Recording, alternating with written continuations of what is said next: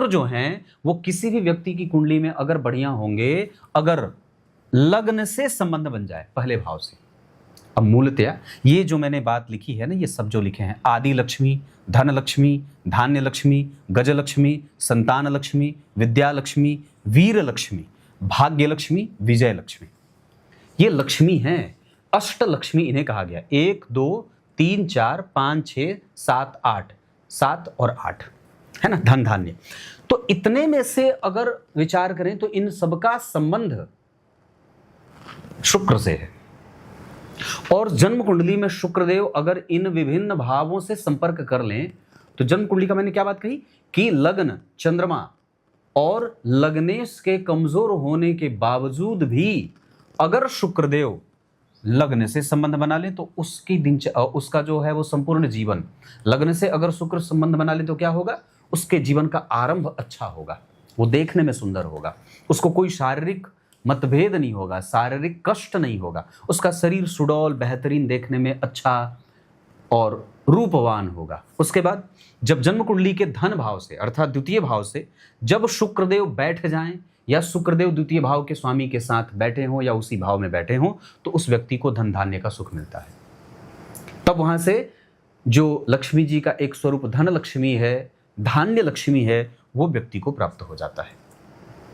उसके बाद क्या कहा, गज लक्ष्मी मैंने कहा है जन्म कुंडली के चौथे भाव से, जहां पे शुक्रदेव दिग्बली होते हैं।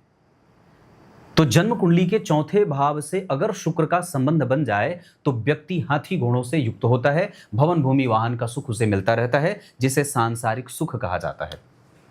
जन्म कुंडली के चौथे भाव से मानसिक सुख का भी विचार किया जाता है। और आप जो कुछ करते हैं, जो भी पराक्रम मैं कर रहा हूं या आप कर रहे हैं, मैं भी यही कोशिश करता हूं कि मुझे मेरे व्यूज अच्छे आए, लोग मुझे ज्यादा कुंडलियां दिखाएं, मेरे पास पैसा ज्यादा हो, एक हद तक है ना। सामान्यतया सभी व्यक्ति, लक्ष्मी की आवश्यकता सबको है, सबको लक्ष्मी की आवश्यकता है। मैं ये नहीं कर सकता कि मुझे आवश्यकता नहीं है, मुझे भी है। वो देवी मैया है, लक्ष्मी मैया है, उनकी कृपा के बिना तो चलना मुश्किल होगा, क्योंकि साधु संत सन्यासी तो है नहीं व्यक्ति, है ना।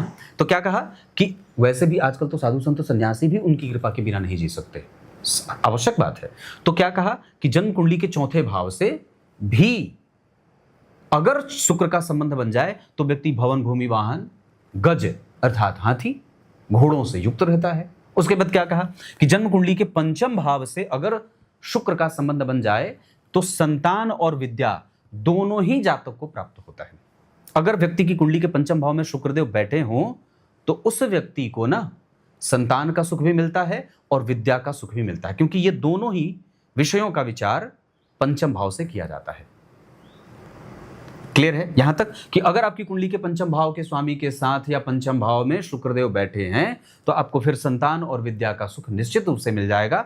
आपका एजुकेशन और आपकी संतति का जो प्रभाव है वो आपके साथ जुड़ा रहेगा। छठे भाव से किसी के साहस, वीरता, धैर्य, पराक्रम के सुख का विचार किया जाता है, उसके साहस का विचार किया जाता है, उसके अंदर छिपी वीरता का विचार किया जाता है। तो क्या कहा कि जन्म कुंडली के छठवें भाव से अगर शुक्र का संबंध बन जाए तो व्यक्ति निश्चित रूप से अपने पराक्रम का या जो उसके पास एनर्जी है उसका सही संतुलन बनाने में सफल होता है।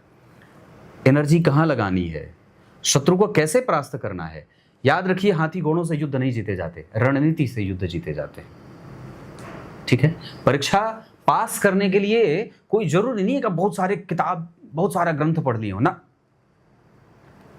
तकनीक, स्मार्ट मेहनत है ना, उसकी आवश्यकता ज्यादा होती है। तो जिस व्यक्ति की कुंडली के छठवें भाव में शुक्र का संबंध बन जाएगा, उसकी वीरता को उसे कैसे इस्तेमाल करने देना है, देवी मैया, लक्ष्मी मैया की कृपा उस पर यह भी होती है और वो अपनी वीरता से अपने पराक्रम को सही तरीके से सुनियोजित करके, समायोजित करके जीवन को जी देता है कि नहीं बात। उसके बाद जन्म कुंडली के भाग्य भाव से, जहां पे देवगुरु बृहस्पति का संपूर्ण प्रभाव होता है, भाग्य लक्ष्मी, अर्थात जब जन्म कुंडली के नवम भाव से शुक्रदेव का संबंध बन जाएगा वो व्यक्ति निश्चित रूप से भाग्यशाली है। और भाग्य का अर्थ सिर्फ भाग्य नहीं जो आपने पूर्व में किया है, भाग्य का अर्थ यह भी होता है कि आपने आज अपने जीवन में धर्म कितना अपनाया है। याद रखिए, वही भाग्यशाली है जिसके जीवन में धर्म है। भाग्यहीन के जीवन में धर्म नहीं होता, वो धर्म विहीन होता है और इसी वजह से वो एक न एक दिन भाग्यहीन होता है और उसका धर्म उसके जीवन से गायब होता है और फिर वो दर दर की ठोकरें खाता है। तो जन्म कुंडली के नवम भाव से अगर शुक्र का संबंध बन जाए तो उसको देवी मैया का एक आशीर्वाद मिलता है जिसे भाग्य लक्ष्मी कहा जाता है।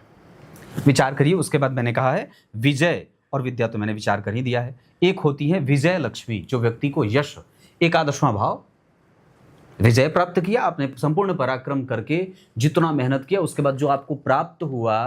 तो एकादशवें भाव के शुक्र के बारे में मैंने क्या बात कही थी अपने कार्यक्रम में कि एकादशवें भाव के जो शुक्र होते हैं वो व्यक्ति की इच्छा पूछ पूछ करके उससे पूरी करवाते हैं। क्या चाहिए बताओ, मैं दूंगा, कहते हैं ना। तीसरा भाव जन्म कुंडली में पराक्रम का होता है, वहां से धन धान्य, दूसरे भाव से धन धान्य तो देख लिया। तो विचार करिए जन्म कुंडली में अगर भाग्य भाव में शुक्र बैठेंगे तो उनकी 7वीं दृष्टि पराक्रम भाव पे जाएगी। तो भाग्य भाव के बैठे शुक्रदेव व्यक्ति को पराक्रमी भी बनाते हैं, या ये कह सकते हैं कि उसको सही दिशा देते हैं कि इस दिशा में मेहनत करो तुम सफल हो जाओगे। तो क्या कहा कि अगर शुक्रदेव आपकी कुंडली में बहुत बेहतरीन बैठे हैं, अगर इन भावों से उनका संबंध बन रहा है तो निस्संदेह व्यक्ति को आगे बढ़ने से कोई नहीं रोक सकता है।